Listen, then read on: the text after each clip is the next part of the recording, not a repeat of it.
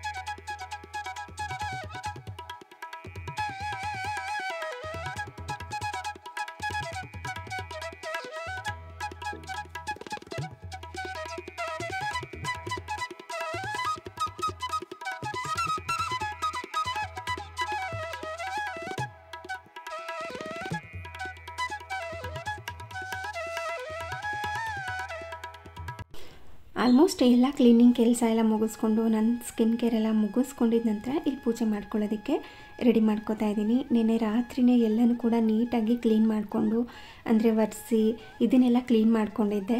ಹಾಗಾಗಿ ಇವತ್ತು ಬೆಳಗ್ಗೆ ಬೇಗ ಎದ್ದು ಪೂಜೆ ಮಾಡ್ಕೊಳ್ಳೋದಕ್ಕೆ ಈಸಿ ಆಗುತ್ತೆ ಅಂತ, ಹಾಗಾಗಿ ಈಸಿ ಕೂಡ ಆಯಿತು ನನಗೆ. ಇಲ್ಲ ಅಂತಂದರೆ ಬೆಳಗ್ಗೆ ಎದ್ದು ದೇವ್ರ ಮನೆ ಎಲ್ಲ ಕ್ಲೀನ್ ಮಾಡಿಕೊಂಡು ದೇವ್ರ ಪಾತ್ರೆ ಎಲ್ಲ ತೊಳೆದು ಪೂಜೆನ ಸ್ಟಾರ್ಟ್ ಮಾಡ್ಕೊಳ್ಳೋ ಅಷ್ಟರಲ್ಲಿ ಜಾಸ್ತಿ ಟೈಮ್ ತೊಗೊಂಡ್ಬಿಡುತ್ತೆ. ಅದಕ್ಕೋಸ್ಕರ ಏನು ಮಾಡ್ತೀನಿ, ಹಿಂದಿನ ದಿನವೇ ನೀಟಾಗಿ ಎಲ್ಲನೂ ಕೂಡ ಕ್ಲೀನ್ ಮಾಡ್ಕೊಂಡಿರ್ತೀನಿ, ಹಾಗಾಗಿ ಈಸಿ ಆಗುತ್ತೆ ಅಂತ. ಇನ್ನೂ ಹೊಸ್ಲನ್ನು ಕೂಡ ಕ್ಲೀನ್ ಮಾಡ್ಕೋತಾ ಇದ್ದೀನಿ. ಬೆಳಗ್ಗೆ ಎಲ್ಲ ವಾಶ್ ಮಾಡಿರ್ತೀನಿ, ಅಂದರೆ ಅದು ನಾರ್ಮಲ್ ಹೊರಗಡೆ ನೀರು ಅನ್ನೋ ಥರ. ಇನ್ನು ಬೇರೆ ನೀರಿನಲ್ಲಿ ಅಂದರೆ ಬೇರೆ ಚೊಂಬಲ್ಲಿ ನೀರು ಇಟ್ಕೊಂಡು ಹೊಸ್ಲನ್ನ ಇನ್ನೊಂದು ಸಾರಿ ತೊಳ್ಕೊತೀನಿ. ಅಂದರೆ ನೀರು ಚುಮುಕ್ಸಿ ಇನ್ನೊಂದು ಸಾರಿ ಬಟ್ಟೆಯಿಂದ ಒರೆಸ್ಕೊಳ್ಳೋದು, ಇಲ್ಲಾಂದರೆ ಕೈಯಿಂದ ಒರೆಸ್ಕೊಳ್ಳೋದಷ್ಟೇ. ಆ ಥರ ಮಾಡಿಕೊಂಡು ರಂಗೋಲಿ ಹಾಕ್ಕೊಳ್ಳೋದಕ್ಕೆ ಸ್ಟಾರ್ಟ್ ಮಾಡ್ತೀನಿ.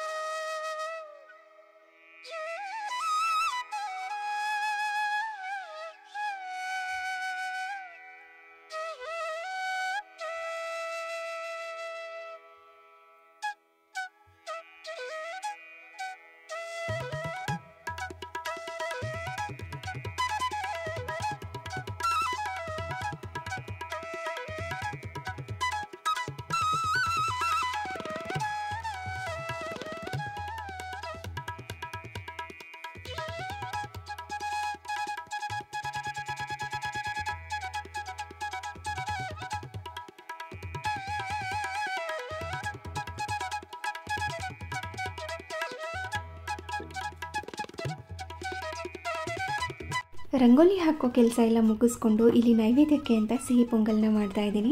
ಅದಕ್ಕೋಸ್ಕರ ಮೊದಲೇ ಕೂಗೋದಕ್ಕೆ ಇಟ್ಕೊಂಡ್ಬಿಟ್ಟು ಅದಾದ ನಂತರ ಪೂಜೆಗೆಲ್ಲ ರೆಡಿ ಮಾಡ್ಕೋತಾ ಇದ್ದರೆ ಅದನ್ನೆಲ್ಲ ರೆಡಿ ಮಾಡ್ಕೊಳ್ಳೋಷ್ಟರಲ್ಲಿ ಕುಕ್ಕರ್ ಕೂಡ ಕೂಗಿ ಕೂಲಾಗಿರುತ್ತೆ. ಇನ್ನು ಅಕ್ಕಿ ಬೇಳೆ ಬೆಂದಿತ್ತು ಅಂದರೆ ಪೊಂಗಲ್ ಮಾಡ್ಕೊಳ್ಳೋ ತುಂಬಾ ಈಸಿ. ಹಾಗಾಗಿ ಇದನ್ನು ಮೊದಲು ರೆಡಿ ಮಾಡಿಕೊಂಡು ಅದಾದ ನಂತರ ಪೂಜೆಗೆ ರೆಡಿ ಮಾಡ್ಕೊಳ್ಳೋದಕ್ಕೆ ಹೋಗ್ತೀನಿ.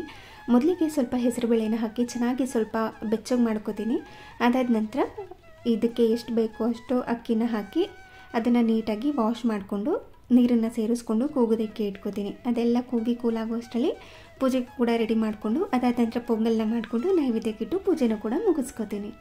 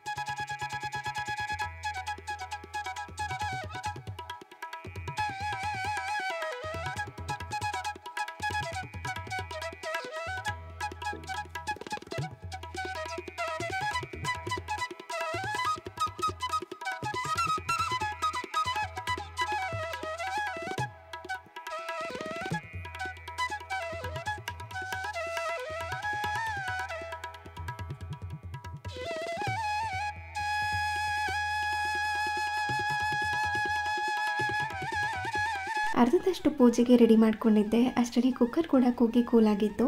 ಪೊಂಗಲ್ನ ರೆಡಿ ಮಾಡಿ ಕುದಿಲಿಕ್ಕೆ ಇಟ್ಕೊಂಡ್ಬಿಡೋಣ, ಅಷ್ಟರಲ್ಲಿ ಪೂಜೆಗೆ ಕಂಪ್ಲೀಟಾಗಿ ರೆಡಿ ಮಾಡ್ಕೊಳ್ಳೋಣ ಅಂತ ಅಂದ್ಕೊಂಡು ಇಲ್ಲಿ ಅಕ್ಕಿ ಮತ್ತು ಬೇಳೆ ಏನು ಬೆಂದಿತ್ತಲ್ವ ಅದನ್ನು ಚೆನ್ನಾಗಿ ಮ್ಯಾಶ್ ಮಾಡ್ಕೊಂಡಿದ್ದೀನಿ. ಅದಾದ ನಂತರ ಇನ್ನೊಂದು ಸೈಡಲ್ಲಿ ಸಿಮ್ನಲ್ಲಿ ಇಟ್ಕೊಂಡು ಬೆಲ್ಲನೂ ಕೂಡ ಕರಗೋದಕ್ಕೆ ಇಟ್ಕೊಂಡಿದ್ದೆ. ಅದು ಕೂಡ ಕರಗ್ತಾ ಇತ್ತು, ಕಂಪ್ಲೀಟಾಗಿ ಕರಗಿತ್ತು. ಆ ಬೆಲ್ಲದ ನೀರು ಏನಿತ್ತು ಅದನ್ನು ಶೋಧಿಸ್ಕೊಂಡು ಇದರೊಳಗಡೆ ಸೇರಿಸ್ಕೊಂಡು ಚೆನ್ನಾಗಿ ಮಿಕ್ಸ್ ಮಾಡ್ಕೊಳ್ಳೋದು. ಇನ್ನು ದ್ರಾಕ್ಷಿ ಗೋಡಂಬಿನ ಫ್ರೈ ಮಾಡ್ಕೊಂಡು ಸೇರಿಸ್ಕೊಂಡು ಸ್ವಲ್ಪ ಏಲಕ್ಕಿ ಪುಡಿನ ಹಾಕಿ ಮಿಕ್ಸ್ ಮಾಡ್ಕೊಂಡ್ಬಿಡ್ತು ಅಂತ ಅಂದರೆ ಪೊಂಗಲ್ ರೆಡಿಯಾಗಿರುತ್ತೆ. ಸ್ವಲ್ಪ ಪ್ರಸಾದದ ಸ್ಟೈಲ್ನಲ್ಲಿ ಬೇಕು ಅಂದರೆ ಸ್ವಲ್ಪ ಪಚ್ಚಕರ್ಪೂರ ಹಾಕಿದ್ರೆ ಪ್ರಸಾದದ ಸ್ಟೈಲಲ್ಲಿ, ಅಂದರೆ ಈ ದೇವಸ್ಥಾನಗಳಲ್ಲೆಲ್ಲ ಕೊಡ್ತಾರಲ್ವ ಪ್ರಸಾದ, ಆ ಥರ ಘಮ ಮತ್ತು ಫ್ಲೇವರ್ ಎರಡೂ ಕೂಡ ಇರುತ್ತೆ. ಸ್ವಲ್ಪ ಪಚ್ಚಕರ್ಪೂರ ಹಾಕ್ಕೊಳ್ಳೋದಷ್ಟೇ. ಅದನ್ನು ಹಾಕ್ಕೊಂಡ್ರೆ ಇನ್ನು ರುಚಿಯಾಗೂ ಕೂಡ ಇರುತ್ತೆ, ಹಾಗೆ ಏನೋ ಒಂಥರ ಡಿವೈನ್ ಟೇಸ್ಟ್ ಥರ ಇರುತ್ತೆ. ಹಾಗಾಗಿ ಅದನ್ನು ಕೂಡ ಸೇರಿಸ್ಕೊಂಡಿದ್ದೀನಿ. ಚೆನ್ನಾಗಿ ಮಿಕ್ಸ್ ಮಾಡ್ಕೊಂಡ್ಬಿಡ್ತು ಅಂದರೆ ಪೊಂಗಲ್ ಕೂಡ ರೆಡಿಯಾಗಿರುತ್ತೆ.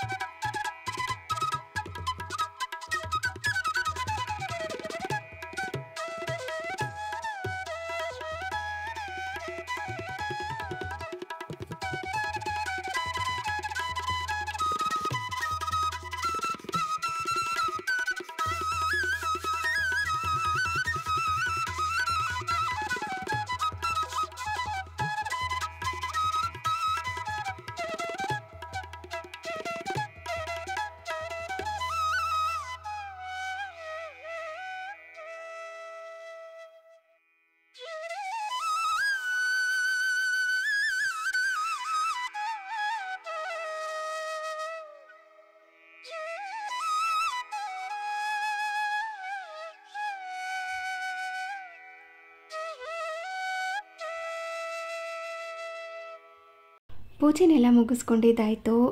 ಈ ಲೈಟ್ ಬೆಳಕಲ್ಲಿ ದೇವ್ರ ಫೋಟೋ ನೋಡೋದಕ್ಕಿಂತ ಈ ಥರ ದೀಪದ ಬೆಳಕಲ್ಲಿ ದೇವ್ರ ಫೋಟೋ ನೋಡೋದೇ ಒಂಥರ ಚೆಂದ, ಇನ್ನೂ ಒಂಥರ ಮನಸ್ಸಿಗೆ ನೆಮ್ಮದಿ ಅಂತ ಅನಿಸ್ತಾ ಇರುತ್ತೆ. ಹಾಗಾಗಿ ಪೂಜೆ ಆಗಿ ಸ್ವಲ್ಪ ಹೊತ್ತಿಗೆ ಲೈಟ್ ಆರಿಸ್ಬಿಟ್ಟು ಈ ದೇವ್ರ ಫೋಟೋ ನೋಡ್ಕೊಂಡು ಸ್ವಲ್ಪ ಹೊತ್ತು ಕೂತಿದ್ದು. ಅದಾದ ನಂತರ ಅಡುಗೆ ಮಾಡ್ಕೊಳ್ಳೋದಕ್ಕೆ ಸ್ಟಾರ್ಟ್ ಮಾಡ್ಕೋತೀನಿ.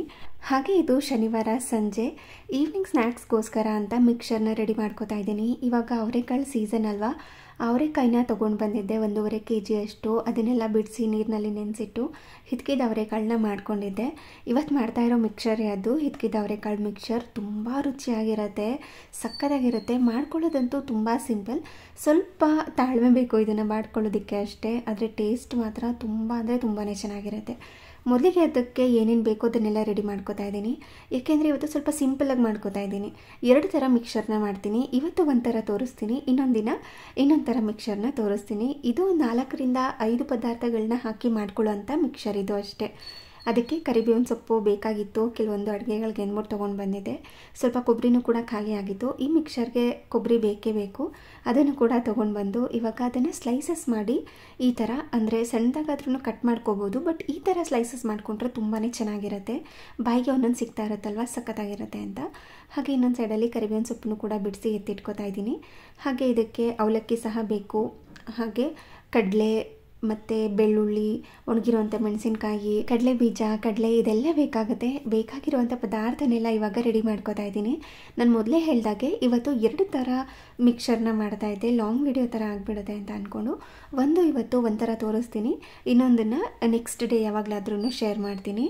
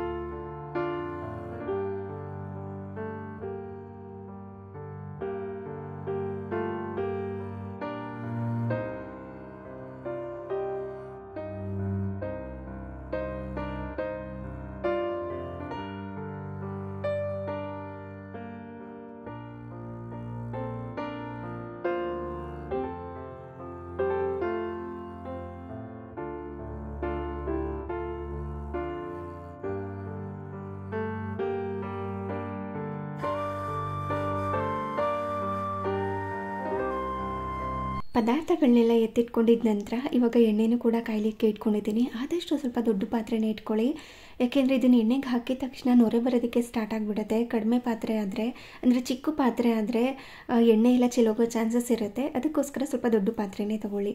ಹಾಗೆ ಇಲ್ಲಿ ಇದಕ್ಕಿದ ಅವರೆಕಾಳು ರೆಡಿ ಮಾಡಿ ಇಟ್ಕೊಂಡಿದ್ದೆ ಅಲ್ವಾ, ನೋಡಿ ಈ ಥರ ಇರುತ್ತೆ. ಈ ಥರ ಇರುವಂಥ ಕಾಳುಗಳನ್ನ ಸಿಪ್ಪೆನೆಲ್ಲ ತೆಗೆದು ಈ ಥರ ಮಾಡ್ಕೋಬೇಕಾಗತ್ತೆ. ಅಂದರೆ ಅದರಲ್ಲಿರುವಂಥ ತೇವಾಂಶ, ಅಂದರೆ ಮೇಲ್ಗಡೆ ಸ್ವಲ್ಪ ತೇವಾಂಶ ಇರುತ್ತಲ್ವ, ನೀರಿನಂಶ, ಅದು ಮಾತ್ರ ಹೋಗಬೇಕು. ಹಾಗೆ ಕಂಪ್ಲೀಟಾಗಿ ಡ್ರೈ ಆಗಬಾರ್ದು. ಇದು ಹಸಿ ಅವರೆಕಾಳೇನೆ, ಅಂದರೆ ನೀರಿನಂಶ ಏನಿರುತ್ತೆ ಮೇಲ್ಗಡೆ ಬಟ್ಟೆಯಿಂದ ಒರೆಸಿ ಎತ್ತಿಟ್ಕೊಂಡಿದ್ದೀನಿ ಅಷ್ಟೇ. ಇದನ್ನು ಸ್ವಲ್ಪನೇ ಒಂದು ಸೌಟಷ್ಟು ಮಾತ್ರ ಹಾಕಿ ಇದನ್ನು ಹೈ ಫ್ಲೇಮ್ ಟು ಮೀಡಿಯಮ್ ಫ್ಲೇಮ್ನಲ್ಲಿ ಇಟ್ಕೊಂಡು ಕ್ರಿಸ್ಪಿಯಾಗಿ ಆಗೋ ತನಕ ಫ್ರೈ ಮಾಡ್ಕೋಬೇಕು. ಹಾಗೆಯೇ ನೊರೆ ಎಲ್ಲ ಕಡಿಮೆ ಆಗಬೇಕು, ಅಲ್ಲಿ ತನಕ ಫ್ರೈ ಮಾಡ್ಕೋಬೇಕು. ಆವಾಗಲೇ ಒಳಗಡೆ ಎಲ್ಲ ಹಸಿಯಾಗಿರುತ್ತಲ್ವ, ಅದೆಲ್ಲ ಕ್ರಿಸ್ಪಿಯಾಗಿ ಆಗಿರುತ್ತೆ. ನೊರೆ ಇರೋವಾಗಲೇ ಎತ್ತಿಟ್ಕೊಂಡ್ಬಿಟ್ರೆ ಏನಾಗ್ಬಿಡುತ್ತೆ ಅಂತ ಅಂದರೆ ಸ್ವಲ್ಪ ಕಚ್ಚ ಥರ ಇರುತ್ತೆ, ಅಲ್ಲಿಗೆಲ್ಲ ಅಂಟ್ಕೋತಾ ಇರುತ್ತೆ, ಆ ಥರ ಇರುತ್ತೆ, ಕ್ರಿಸ್ಪಿಯಾಗಿ ಬರೋದೇ ಇಲ್ಲ. ಅದಕ್ಕೋಸ್ಕರ ಇದನ್ನು ನೊರೆ ಕಡಿಮೆ ಆಗೋ ತನಕ ನೀಟಾಗಿ ಫ್ರೈ ಮಾಡ್ಕೋಬೇಕು. ಹಾಗೆ ಕಲರ್ ಕೂಡ ಚೇಂಜ್ ಆಗಿರಬಾರ್ದು, ಆ ಥರ ಅದನ್ನು ಫ್ರೈ ಮಾಡ್ಕೋಬೇಕು. ನಂತರ ಈ ಥರ ಒಂದು ಜಾಲರಿನ ಇಟ್ಕೊಂಡಿದ್ದೀನಿ, ಅದಕ್ಕೆ ಕಡಲೆ ಬೀಜನ ಹಾಕಿ ಮತ್ತು ಇದನ್ನು ಕ್ರಿಸ್ಪಿಯಾಗಿ ಆಗೋ ತನಕ ಫ್ರೈ ಮಾಡ್ಕೊಳ್ಳೋದು. ಅದನ್ನು ಎಣ್ಣೆ ಒಳಗಡೆ ಹಾಕ್ಕೊಂಡ್ಬಿಡ್ಬೋದು, ಬಟ್ ಎತ್ತೋದಕ್ಕೆ ಸ್ವಲ್ಪ ಟೈಮ್ ತೊಗೊಳುತ್ತೆ. ಅಷ್ಟರಲ್ಲಿ ನಾವು ಫಸ್ಟ್ ಬ್ಯಾಚ್ ಏನಿತ್ತು ಇಟ್ಕೊಂಡಿರ್ತೀವಿ, ಕೊನೆಯಲ್ಲಿ ಒಂದು 4ರಿಂದ 5 ಇಲ್ಲಾಂದರೆ 10ರಿಂದ 15 ಇರುತ್ತಲ್ವ, ಅದೆಲ್ಲ ಸ್ವಲ್ಪ ಜಾಸ್ತಿ ಫ್ರೈ ಆಗಿಬಿಡುತ್ತೆ, ಕಹಿ ಬರೋ ಚಾನ್ಸಸ್ ಇರುತ್ತೆ ಅಂತ ಈ ಥರ ಜಾಲರಿ ಇರುತ್ತಲ್ವ ಅದಕ್ಕೆ ಹಾಕ್ಕೊಂಡು ಫ್ರೈ ಮಾಡ್ಕೋತಾ ಇದ್ದೀನಿ.